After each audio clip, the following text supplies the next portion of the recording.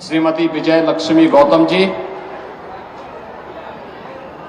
यहां के लोकप्रिय सांसद श्री प्रवीण कुमार निषाद जी, माननीय विधायकगण श्री अंकुर राज तिवारी जी,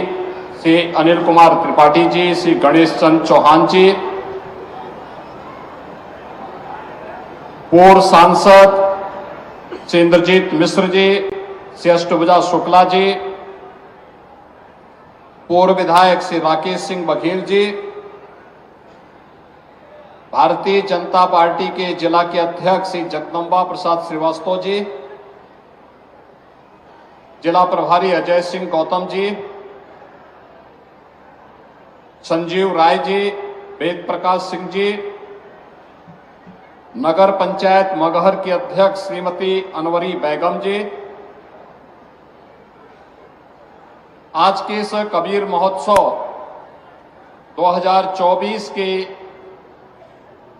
आयोजन के समारोप अवसर पर आयोजित इस कार्यक्रम में जनपद संत कबीर नगर के गांव-गांव से उपस्थित सभी बहनों और भाइयों, मैं सबसे पहले यहां के जनप्रतिनिधियों, जिला प्रशासन, पुलिस प्रशासन और यहां के कबीर मठ के अपने महंत जी और उनके जितने भी यहां के शिष्यगण हैं, उन सबको कबीर महोत्सव की हृदय से बधाई देता हूं। कबीर के बगैर मगहर सचमुच नरक है और इसी चुनौती को स्वीकार किया था मध्यकाल के इस महान संत ने, जब मगहर के बारे में ये मान्यता थी कि मगहर में जाने से नरक मिलता है। ये बंजर क्षेत्र था, यहां की मिट्टी नमकीन थी, खारा पानी भी खारा था,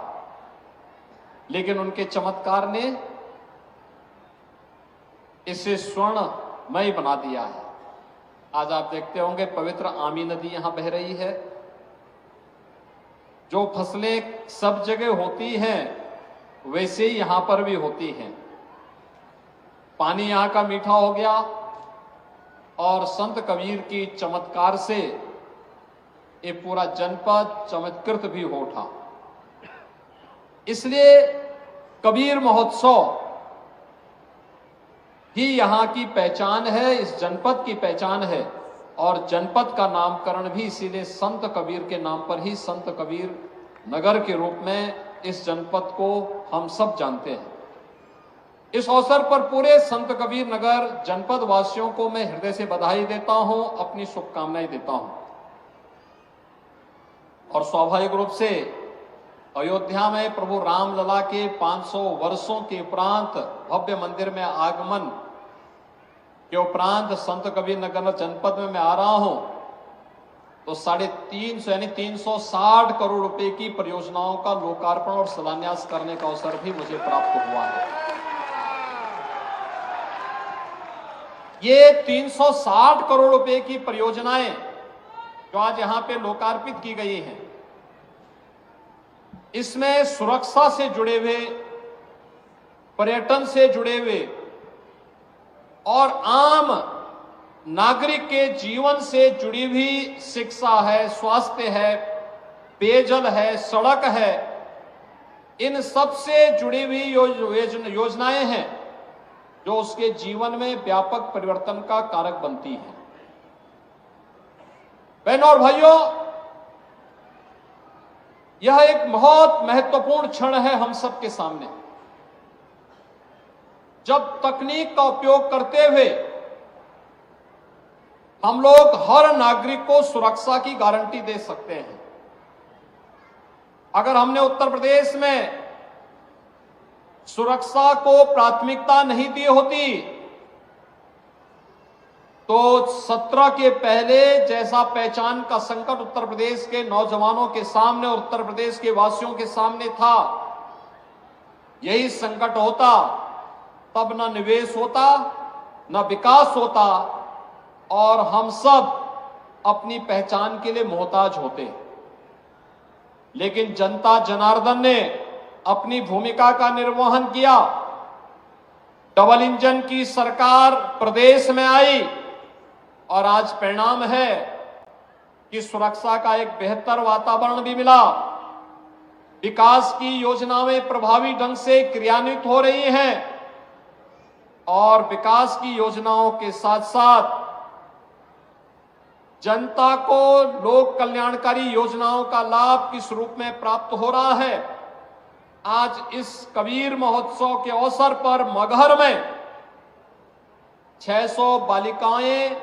दाम्पत्य जीवन के साथ यहां पर शादी ब्याह के कार्यक्रम के साथ जोड़ रही हैं। उनका विवाह का कार्यक्रम मुख्यमंत्री सामूहिक विवाह योजना के माध्यम से आज यहां संपन्न हो रहा है। मैं इस अवसर पर यहां के जनप्रतिनिधियों और प्रशासन को इस कार्य के लिए हृदय से बधाई देता हूं और इन सभी परिवारों को भी अपनी शुभकामनाएं देता हूं जिन परिवारों की बालिकाओं का बालकों का ये शादी ब्याह हो रहा है। मैं तो देख रहा था, मैंने वहां एक जोड़े को वहां पर मैं देख रहा था, वहां पर मैंने पूछा तो पता लगा लड़का तो गोरखपुर का ही रहने वाला है। तो मैंने कहा देखो तुमने अपना कार्ड नहीं दिया, लेकिन देखिए सरकार की योजना मुझे यहां लेके आ गई, मैं बिना बुलाए मेहमान आपकी शादी में शामिल हो गया। आप सोचिए 600 बालिकाओं की शादी, दहेज मुक्त विवाह, दहेज मां बाप नहीं देंगे, खाने पीने की व्यवस्था मां बाप को नहीं करनी है, ये कनात तंबू ये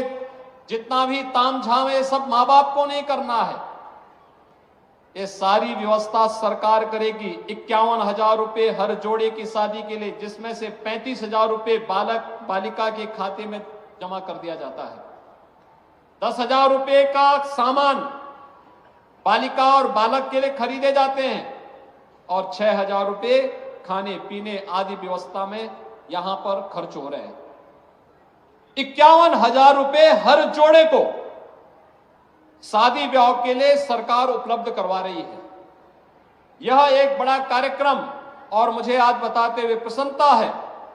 कि प्रधानमंत्री मोदी जी के बेटी बचाओ बेटी पढ़ाओ के कार्यक्रम की कड़ी में उत्तर प्रदेश की ये योजनाएं, मुख्यमंत्री कन्या सुमंगला योजना, बेटी के जन्म लेने से लेकर के स्नातक तक की पढ़ाई की व्यवस्था, और वह शादी योग्य होगी तो मुख्यमंत्री सामूहिक विवाह योजना के माध्यम से इसी प्रकार का भव्य समारोह। आप मुझे बताइए किसी की बारात में इतनी भारी संख्या आती है क्या? मुख्यमंत्री भी है, मंत्री भी हैं, सांसद भी हैं, विधायक भी हैं, अधिकारी गण भी हैं और समाज का हर तबका भी यहां पर उपस्थित एक साथ हो गया। इतनी भीड़ तो मैंने बारात में देखी नहीं है, लेकिन इतनी भीड़ शादी ब्याह के कार्यक्रम में सामूहिक विवाह योजना के माध्यम से इन गरीब बालिकाओं की शादी ब्याह के कार्यक्रम में, तो यह ईश्वर की कृपा है, संत कबीरदास जी की कृपा है और डबल इंजन सरकार का प्रभाव है जिसका लाभ आज आपको यहां पे प्राप्त हो रहा है। इस अवसर पर मुझे प्रसन्नता है कि सामूहिक विवाह योजना के साथ साथ संत कबीर नगर जनपद एक नया जनपद है। एक लंबी यात्रा नहीं हुई और इस जनपद ने अपनी यात्रा को किस तरीके से तेजी के साथ आगे बढ़ा रहा है। पिछले 5 वर्ष के अंदर आपने देखा होगा प्रधानमंत्री मोदी जी का भी कार्यक्रम यहां लगा था, राष्ट्रपति जी का भी कार्यक्रम यहां लगा था,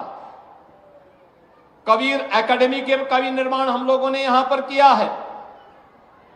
पखरा ताल का पुनरुद्धार करके उसको इको टूरिज्म का एक नया केंद्र बनाने की तैयारी, पक्षी विहार के साथ साथ वहां पर्यटक आ सके, यहां के लोगों में आजीविका के साधन उसके माध्यम से सृजन हो सके, लोगों को मनोरंजन का एक केंद्र बन सके, प्रवासी पक्षियों का एक केंद्र ये बखरा झील बन सके और मछुआरों के लिए भी मछली पालन का एक प्रमुख केंद्र के रूप में उसको विकसित किया जा सके। इस दिशा से बखरा झील के पुनरुद्धार की एक बड़ी कार्य योजना हम लोग तैयार कर रहे हैं। लेकिन साथ साथ यहां पे तामेश्वर धाम मंदिर के लिए भी पुनरुद्धार और पर्यटन विकास के कार्यक्रम को हम आगे बढ़ाने जा रहे हैं। संत कबीर नगर जनपद में आने वाले समय में अपना मेडिकल कॉलेज हो। मैंने प्रशासन से पहले ही कह रखा है कि भाई यहां के लिए भी जमीन चिन्हित करिए, कहां यह बन सकता है। बस अड्डे के निर्माण की कार्रवाई को भी आगे बढ़ाया जा सके। जहां ये हो, अगर इतनी सब सुविधाएं देनी है तो उसके लिए सुरक्षा का माहौल चाहिए, और इसी के लिए integrated command and control centre, integrated command and control centre जहां पे एक ही जगह से बैठ करके, एक कमरे में बैठ करके पूरे नगर और जनपद के प्रमुख स्थानों की सीसीटीवी से एक एक जगह की जानकारी वहां पर कैद होती रहेगी, रिकॉर्ड भी होती रहेगी, लोग देखेंगे भी। और अगर किसी ने बदमाशी करने का प्रयास किया, किसी बेटी को छेड़ने का प्रयास किया, किसी की इज्जत पे हाथ डालने का प्रयास किया, या कहीं चोरी डकैती करने का प्रयास किया, तो अगले चौराहे पे जाते जाते पुलिस उसको स्वयं दबोच देगी, भाग नहीं पाएगा, वो भाग नहीं पाएगा। एक जगह से सब कुछ वहीं से उसको पता ही नहीं लगेगा, लेकिन अगले चौराहे पर इससे पहले कि कुछ हो तब तक राम नाम सत्य है की बात सामने आ जाएगी। ये कमांड एंड कंट्रोल सेंटर एक तो सुरक्षा का बेहतर माहौल देगा, और दूसरा ट्रैफिक मैनेजमेंट के लिए, ट्रैफिक की व्यवस्था कहां पे जाम है ये देखने का काम भी इसके माध्यम से ट्रैफिक पुलिस करेगी, डायरेक्शन देगी, कहां पे पुलिस को लगना है, कैसे व्यवस्था होनी है, कहां जाम है यह देखने का भी एक अवसर मिलेगा। नगर पालिका परिषद स्वच्छता के कार्यक्रम की मॉनिटरिंग भी इस ICCC से देख सकती है। और ठीक इसके साथ ही कोरोना कालखंड में integrated command and control centre की उपयोगिता आपने देखी होगी। कमांड यानी कोरोना कालखंड में हम लोग इसका उपयोग करते थे, एक एक गांव में स्क्रीनिंग करने की, एक एक गांव में क्या गतिविधियां चल रही इनको देखने की, हॉस्पिटल की व्यवस्था को संचालन करने की, वैक्सीनेशन के कार्यक्रम की, सैनिटाइजेशन के कार्यक्रम की,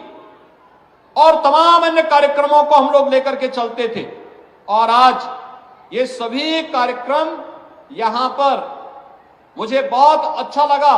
कि संत कबीर नगर जनपद ने भी अपना ICCC बना दिया है और उसको व्यवस्थित तरीके से आगे बढ़ाने के लिए कार्य किया है। मैं इसके लिए यहां के जनप्रतिनिधियों को भी धन्यवाद दूंगा कि इन्होंने अपनी निधि का उपयोग भी ICCC बनाने में किया, और उसका परिणाम है कि एक सुरक्षित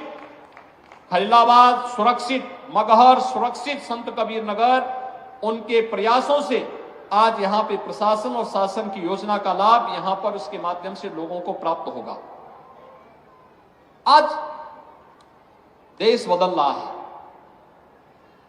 एक नए भारत का दर्शन हो रहा है। प्रधानमंत्री मोदी जी के नेतृत्व में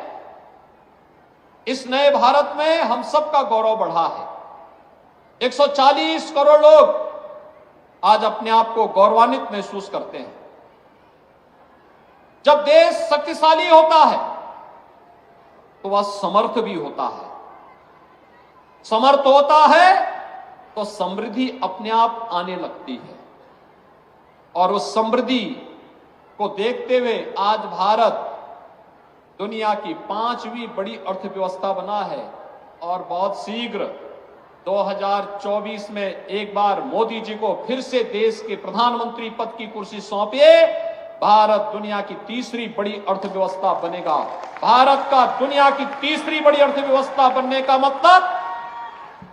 हर नागरिक के जीवन में परिवर्तन होना, प्रति व्यक्ति आय बढ़ना। उत्तर प्रदेश ने पिछले 6 वर्ष में 6 करोड़ लोगों को बहुआयामी गरीबी से ऊपर उठाने का काम किया है, और पूरे देश में 24 करोड़ लोग बहुआयामी गरीबी से ऊपर उठे हैं। इस सरकार के द्वारा उठाए गए उन कदमों का परिणाम है। जिसके परिणाम स्वरूप एक गरीब को बिना किसी भेदभाव के शासन की योजना का लाभ प्राप्त हो रहा है। आवास मिले सबको बिना भेदभाव के, शौचालय मिला बिना भेदभाव के सबको मिले, आयुष्मान का कार्ड बिना भेदभाव के सबको मिल रहा है, राशन कार्ड की सुविधा हर जरूरतमंद को प्राप्त हुआ है, सड़कें बन रही हैं, हाईवे, रेलवे, एयरपोर्ट, 2 लेन और 4 लेन की कनेक्टिविटी, इन सभी का लाभ प्राप्त होता हुआ दिखाई दे रहा है। और आपका ये जनपद तो मुख्यालय लखनऊ गोरखपुर हाईवे के साथ जुड़ा हुआ है, दक्षिणांचल राम जानकी मार्ग के साथ जुड़ा हुआ है, और उत्तरांचल में भी अच्छी कनेक्टिविटी की व्यवस्था हो रही है। यानी जनपद हर ओर से एक अच्छी व्यवस्था के साथ जुड़ रहा है और विकास की इन्हीं संभावनाओं को आगे बढ़ाने के लिए हम सबको मिलकर के काम करना है। मैं आज के इस अवसर पर यहां के प्रशासन से ये कहूंगा कि जिस तेजी के साथ उन्होंने विकास के इन कार्यक्रमों को आगे बढ़ाया है, पिछले दिनों Uttar Pradesh global investor summit के अवसर पर जनपद संत कबीर नगर में भी निवेश के प्रस्ताव प्राप्त हुए थे। बहुत शीघ्र उत्तर प्रदेश में हम लोग उत्तर प्रदेश का ग्राउंड ब्रेकिंग के कार्यक्रम को, यानी जितने भी प्रोजेक्ट प्राप्त हुए हैं उनके शिलान्यास के कार्यक्रम को हम प्रारंभ करने जा रहे हैं। उस अवसर पर संत कबीर नगर की भी उन परियोजनाओं के लिए जहां जमीन की आवश्यकता है जमीन उपलब्ध कराना, जहां पे अन्य प्रकार की जितने भी नो ऑब्जेक्शन सर्टिफिकेट उपलब्ध करवाने की कार्रवाई है, सभी प्रकार की कार्रवाई को समयबद्ध तरीके से आगे बढ़ाने का कार्य सभी संबंधित विभाग अगर कर पाएंगे तो यहां की योजनाएं न केवल आगे बढ़ेंगी बल्कि हजारों नौजवानों के लिए नौकरी और रोजगार की सुविधाएं उपलब्ध होंगी। और संत कबीर नगर के लिए तो कबीर में खल्लाबाद में तो है ही व्यवस्था, उनसे सटे हुए आमी नदी के ठीक उस पार गीडा भी यहां तक फैल चुकी है, तो गीडा में भी रोजगार के ढेर सारे अवसर आपके लिए उपलब्ध होंगे। आज के इस अवसर पर कबीर महोत्सव का एक कार्यक्रम जनपद की स्थापना और उसके पीछे के उद्देश्यों को पूरा करते हुए शासन की योजना को अंतिम पायदान पर बैठे हुए व्यक्ति तक जोड़ने के एक सशक्त माध्यम बनते हैं। अपनी लोक कला, लोक परंपरा, लोक संस्कृति, लोक गाथा, इन सब को आगे बढ़ाने के साथ साथ मेरी आप सबसे अपील होगी, बहुत सारे परिवार ऐसे होंगे जिनके पास पुरानी चीजें होंगी, किसी के पास पांडुलिपि होगी, किसी के पास ताम्रपत्र होगा, जहां तहां बिखरे पड़े होंगे। इसको कलेक्शन करके जिले के अंदर उसका एक केंद्र बनना चाहिए जहां एक बेहतर म्यूजियम बने, जिस म्यूजियम में हम लोग इनको संरक्षित कर सकें और आने वाली पीढ़ी के लिए इसे धरोहर के रूप में सजो सकें। इसके बारे में भी एक बेहतर व्यवस्था होनी चाहिए और कबीर एकेडमी इसमें मगहर के उसमें सहयोगी बनेगी, उसको संरक्षण करने में सहभागी बन पाएगी। इस विश्वास के साथ आज के इस अवसर पर मैं एक बार फिर से कबीर महोत्सव 2024 के इस समापन कार्यक्रम के अवसर पर यहां के जनप्रतिनिधियों, यहां के प्रशासन को और इस पूरे कार्यक्रम में सहभागिता निभाने वाले जितने भी कलाकार आए हैं, वे बाहर के भी थे, लोकल भी थे, यहां के महंत जी को, यहां के पूर्व और वर्तमान जनप्रतिनिधियों को, अन्य सभी महानुभावों को, उद्यमियों को, जिनकी भी सहभागिता इस पूरे समारोह के साथ रही है, कार्यक्रम के साथ रही है, उन सब का हृदय से अभिनंदन करते हुए उन्हें बधाई देता हूं एक सफल आयोजन के लिए और अपनी शुभकामनाएं देते हुए वाणी को विराम देता हूं। धन्यवाद। जय जय श्री राम।